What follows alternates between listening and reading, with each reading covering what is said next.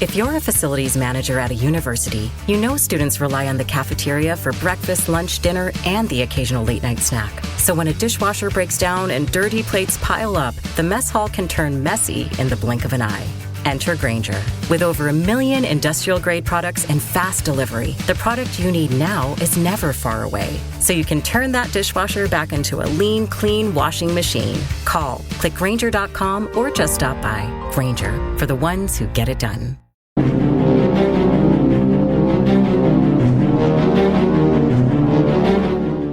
Started smelling, smelled like just nasty.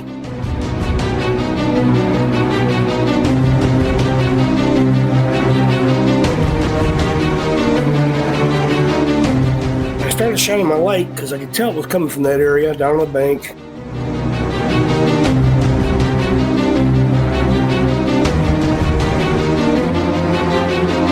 All of a sudden, just like this, I just saw the branches part, and there was a ape-looking creature.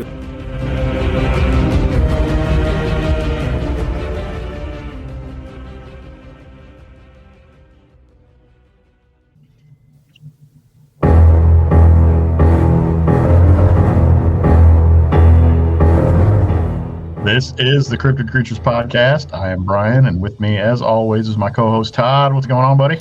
Man, just watching some college football these days, and man, I am walking on cloud nine still. I know you are. You're a Michigan fan. That's right. Just so everybody knows, Brian's a Michigan fan. But I'm not a Notre Dame fan. I'm an Oregon fan.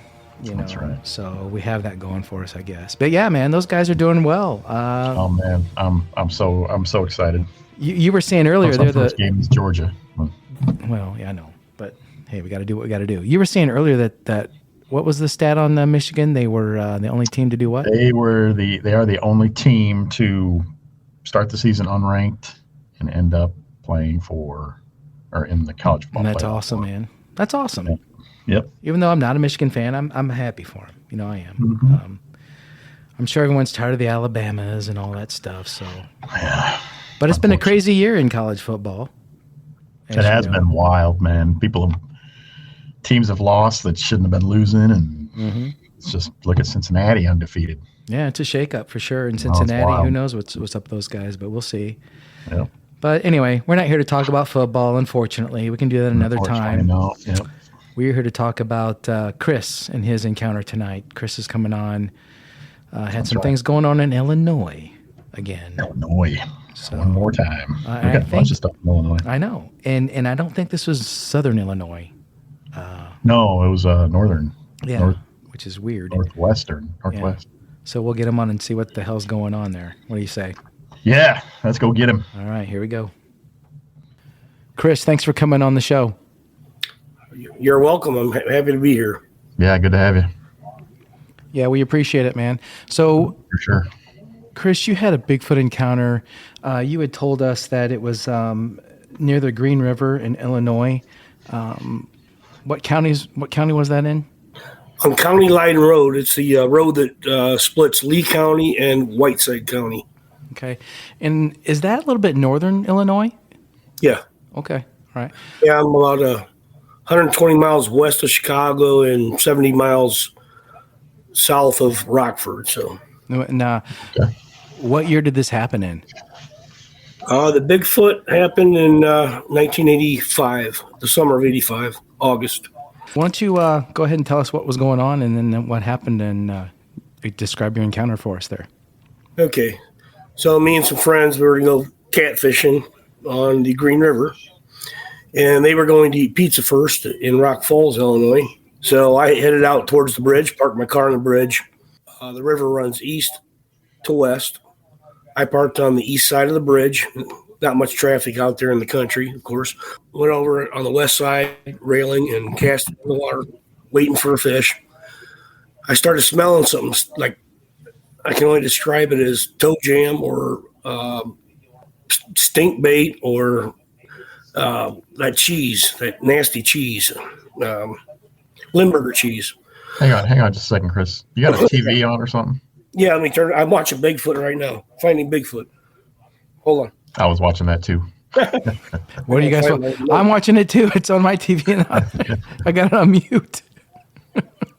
All right, very good. I got it off now. Everything good? Yeah. Okay. Where was I at? Okay, so I started smelling the smell. Smelled like I was using chicken livers for bait, which weren't rotten. They were just out of the fresh chicken livers. Started smelling the smell. It smelled like toe jam, Limburger cheese, just nasty. And it was right where I was here, but I could move my head here and I wouldn't smell it. Move it here, I would. Move it here, I wouldn't. It was like a stink trail out of a cartoon, like Pepe Le Pew, Yep. Now he has that stink trail. So I started following it, and I followed it to the south of the bridge. And at the southeast part of the bridge, there's a ditch that runs in right there to the river. So with the river coming this way and the ditch coming this way, makes a point right there. And at that point, there was a tree. And I started shining my light because I could tell it was coming from that area, down on the bank, everything. And all of a sudden, I heard some leaves rustle in the tree that's on the point right there. So I started shining up, looking in there. All of a sudden, just like this, I just saw the branches part, and there was a ape-looking creature there. And with my flashlight, it looked like green eyes glowing back, big green eyes. Oh, I ran to my car, got in it, and took off. Left my poles there.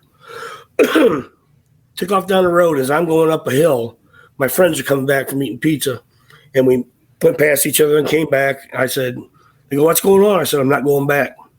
They said, why? I said, I just saw Bigfoot. And of course, they started laughing. Eventually, they talked me into going back. I showed them what had happened. This was kind of a thick tree, so you couldn't really see inside it unless it was parted. And they were like, yeah, right, whatever. And to my knowledge, I think the Bigfoot had gotten out of the tree at that time because we couldn't smell anything at that time. We started fishing again, talking. Nothing about Bigfoot or nothing. And all of a sudden, one of them goes, you smell that? I looked at him. I said, stop making fun of me. He goes, no, I can smell something. So I went over to where he was at. He was kind of in a little different location. I could smell the smell. I said, follow me. So I kind of led the way with a flashlight, smelling the trail. I shined it down the bag. I said, watch this.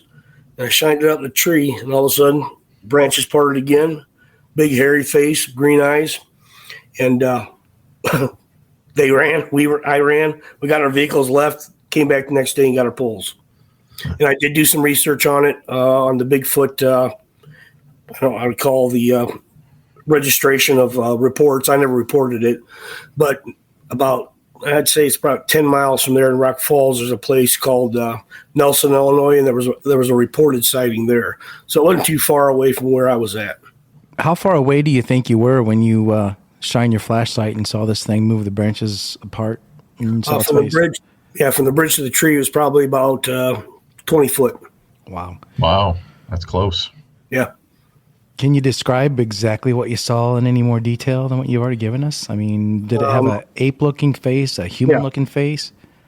No, definitely ape. Ape-looking. I mean, I didn't see it for very long because, of course, I got out of there. But as it parted, all I could see was fur, eyes, like an ape smash type nose, not as profound as ours, but not really an ape that's really smashed. It was more of a in between, I guess you'd call it, and just big glowing green eyes, and the smell was, like I told you, horrible. Could you estimate any kind of height on this thing? Well, from where the tree was, the base of the tree at the bank to where he was probably about, where I saw his face anyway, was probably about 15 foot up. But like I said, all I saw was his face. I saw no defining body parts or anything like that, just the face in front of me. So, you think he was out there watching you for a while or spying on you, or do you think he was doing his own kind of thing, trying to fish, and you waiting for you to catch fish? Yeah. Well, there's a lot of beaver right there. In the ditch, they build dams. There's lots of fish, of course. I think he was just up there in his normal position. It was, this took place at probably in August. Probably got out there about 8:30, right at dusk. So it was just getting dark, and so I think he was probably out there getting ready to start hunting. Mm-hmm. And I never found any tracks. I went back the next day, but like I said, the river's all sand, and you can't get tracks in the river. So was it the next day when you went back with your friends, or was it that same day they talked you into going back? It was the same day they talked me into going back. That's when I left after I saw him the first time. We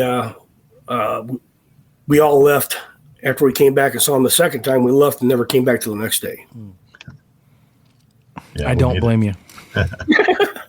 Yeah, me either. Yeah, so it was pretty. the area that you're in, it kind of when you told me where this was at, I looked on the map as we always do. And Farmland, a lot of farmland. Yeah, to be that far north in Illinois, especially like you said, you're not really super far from Chicago. Makes me wonder if that thing wasn't traveling through somewhere, heading south or whatever. You say this was in August? August of '85, yeah. Mm-hmm. I just graduated high school, and we were out just doing our thing, fishing and messing around, 85. That was a pretty good year, if I remember it correctly. Bears. Bears. Yeah. Yeah. So what else happened to you? You said you had another encounter down the road. What was going on there, Chris? This one was a bit more scary, actually, than me. My profession is a boilermaker. I go to different power plants and do construction when they're offline, whatever. We have a lot of nuclear plants here in Illinois. I was at the Byron nuclear plant up near Rockford. And I was working the 3 to 11:30 shift. So 11:30 got out of my shift, headed towards home on Route 26. That goes by a place called the Green River Conservation Area. And I took a right. And as I took the right, going the country way home, I could have kept going, it took highways, but I like driving the country. And as I took a right, I'm coming up this little hill, trying to accelerate right after I turned. And as I got towards the top of the hill, my peripheral vision off to my right with my headlights, I could see something. So I turned my head and I looked. There was a naked man with a deer type from neck up was deer with horns.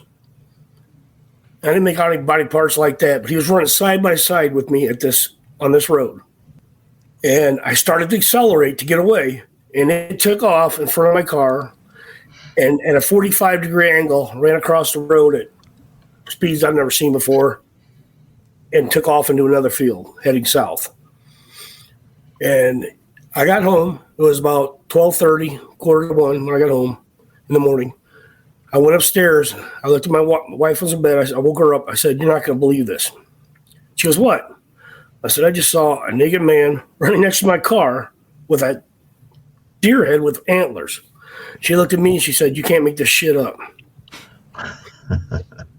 Yeah, I don't. Yeah, nobody's making that up. It just really freaked me out. Okay, so you say naked man. Was the body pretty much a human body? Is that what you're saying? Human body with no clothes on, and it couldn't be somebody running around with a mask of a deer because it was going over 30 miles per hour when it quartered at 45 in front of my car. Was it? How tall do you think it was? I would say probably in the 6 foot range, probably. I mean, it just looked like a normal man without clothes with a deer head. It couldn't. You don't think so? It couldn't have been someone who just found a deer mount, cut a hole in it, stuck on their head, decided to go run around, do some PCP, and go run around naked with this thing on his head. I mean, I've been asked that, and this is out in the middle of freaking nowhere. I mean, I don't know why somebody's standing there in the ditch waiting for a car to go by, but the speed it went, no human I've ever seen do that speed. No. Especially naked and with a deer head on, you're not going to run any Well, faster. the nakedness might have made him more maybe able to fly through the air a little quicker without clothes. But Lighten them up a little bit. Yeah, but it was very strange. Very strange. That is strange. Yeah.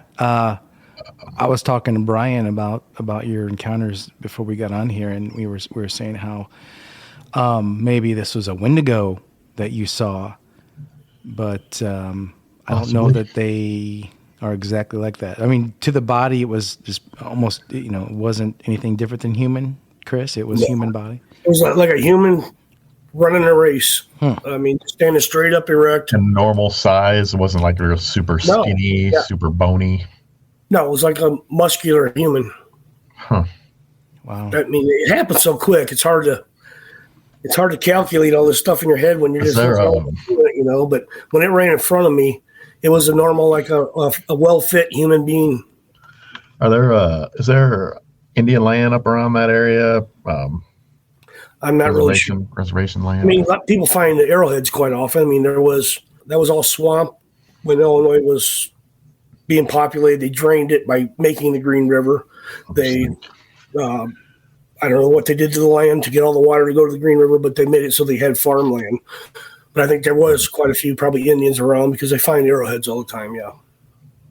Comes to mind is Skinwalker, like we were talking about. Yeah, I've seen some of that, but I mean, this just looked like if you took your clothes off and stood right over here and put a deer head on, and it didn't walk funny, run funny. It was running like a normal human being. Right. And just as fast as hell, though. Chris, what year did you say you saw that creature then?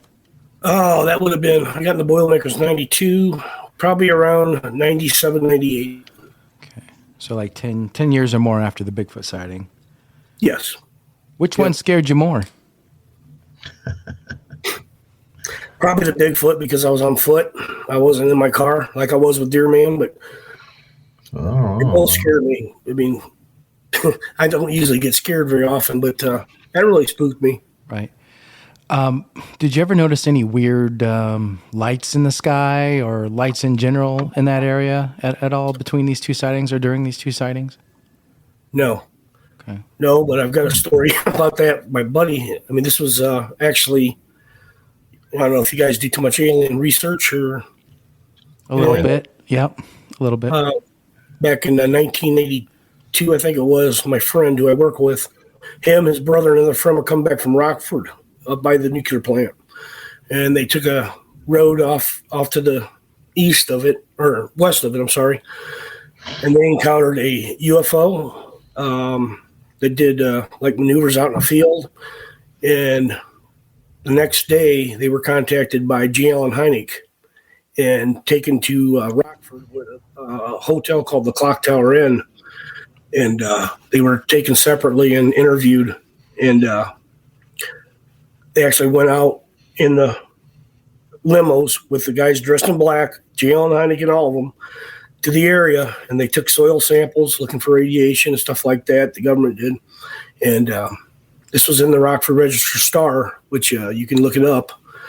I'd have to have the exact date. It was December. They were Christmas shopping. It was like December 18th, 1982 to 84. But it's all documented. But they said that thing was right above their head. They got out of the car. No sound. It was triangular shaped, had light at each side. Then all of a sudden it went out into a field and started doing maneuvers, just non-human. I mean, we could never have an aircraft like that at this point in our life. Then it went down a tree line and they lost it, got home. Their dad called the Rockford airport and they asked if there was any sightings they have at the airport. He says, yeah, we had a UFO or unidentified flying object, but we don't know what it was. And that's when they got hold of the government and G. Allen Hynek I think it was the next day or the day after, interviewed them all. Wow. That's pretty. I wish that'd be really neat to see something like that, but I've never seen nothing like that myself. Well, you made a comment, nuclear plant. That kind of struck my attention a little bit. Sometimes I wonder, about that, but I also wonder if there's somebody out there just playing games and putting puzzles and pieces together of creatures and sending them out on their way, or aliens out there saying, okay, well, let's abduct a human and let's abduct a gorilla and let's turn it into a mixture and put it back down on Earth. Oh, we got a Bigfoot, we got a Sasquatch. But with what you're running into and what we're hearing more and more as we do this, other than Bigfoot, is there's just a lot of strange things out there that people are seeing, and so somebody's doing some stuff. I don't know if it's our government, something bigger than us. I don't know. Bigfoot's got alien tones to it because the way they can just disappear and cloak themselves. So I think they have something to do with aliens. Myself, personally, Bigfoot. Yeah, I was going to ask you what you thought Bigfoot. You think that thing's just a flesh and blood creature, or do you think there's more to it than that? I think it's aliens in a different form on Earth sometimes, to me. I've wondered that myself. I wonder why they would come into that form of a creature. but who knows? I mean, Yeah. nobody knows what's going on out there, at least not yet. Hopefully someday we will. But how you can't find a dead Bigfoot? I mean, okay, they bury him. So why? That if they say that, you'd see signs of people walking the woods would see signs of a burial site, dug up fresh. Would they though? I mean, how often do you walk through the woods and see a dead bear or dead cougar? Right. True. Yeah. But eventually, somebody over the years would have had to find some bones or something that would have matched to it. Well, that would be. They have. Yeah. Chris, have you ever heard of the Miller documents? Refresh me. I might have. Basically, there are a set of documents that were found that a doctor back in the early 1900s had wrote his memoirs about, where he was assigned by the government to go investigate and look into dead bodies of Bigfoot creatures that were found in caves or that were killed by lightning strikes or fires or what have you. And he documents his findings in this thing. Yeah. We did an episode on it. Yeah, we did actually, if you go back and check it out. Yeah. The Miller files? The Miller documents. Mm-hmm. Documents.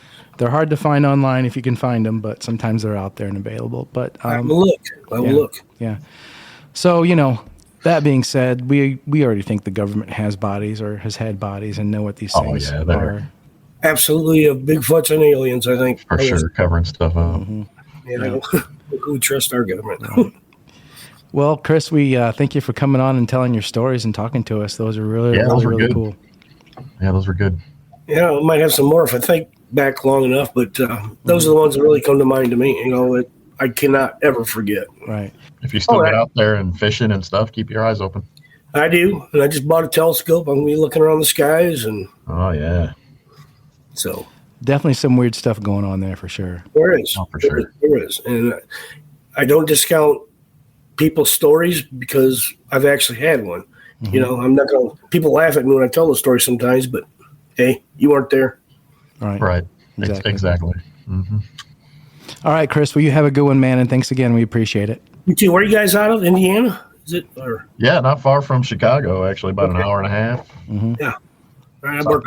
I used to work up there quite a bit at the nuke plants, Dresden and Braidwood. Yeah, we're probably about the exact opposite of Chicago. Where you saw these things. So I got you. We've had some sightings in Indiana. We've done quite a few shows already on Indiana, which surprises me, but we have. Yeah, they're here. Cool. All right, Chris. You have a good one, man. Thank you. And if I see anything else, I'll definitely give you a hoot. You please do that for sure. Yeah. All right. Yeah, we're always looking. Nice to meet you guys. Yeah, you too. All right. Thanks. See you. Bye.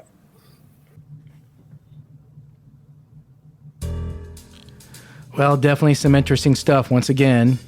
Yeah, that was a trip. I really wonder about that. I'm leaning toward Skinwalker there. You think a Skinwalker? Maybe some of our listeners can chime in on that one. Yeah, I don't know. Wendigo, Skinwalker, who knows? The fact that he identified the body as being human, but sometimes maybe people see stuff and they relate. Who knows? It's just weird. Maybe, yeah. That was a wild one for sure. I mean, do we rule out a guy doing PCP and running around naked with a deer head on his doing 30 miles an hour? I guess so. We'll give him credit for that. I think we could probably rule that out because he said he was keeping up with it pretty well. Yeah. The Green River area, that little place he was talking about, I was doing some looking up on that too, and that's got some weird stuff going on. So who knows, man? Who knows? What are these people seeing out there, dude? What is going on? But we need to get out there and find out. For sure. Always, as we do. So anyway, thanks again, everyone, for listening. We appreciate it very much. Yes, we do. Thank you all. We wouldn't be here without you. If you've had an encounter and would love to come on and tell your story, please email us at info@cryptidcreatures.co.com. Okay. We're on Facebook, Instagram, Twitter, YouTube. Everywhere. So get in touch with us. Let us know what's going on out there, everyone. Yep. And we appreciate it. Brian, thanks again for the awesome hangout, man. Always fun, man. All right. You take care. Till next time. Yep. See ya.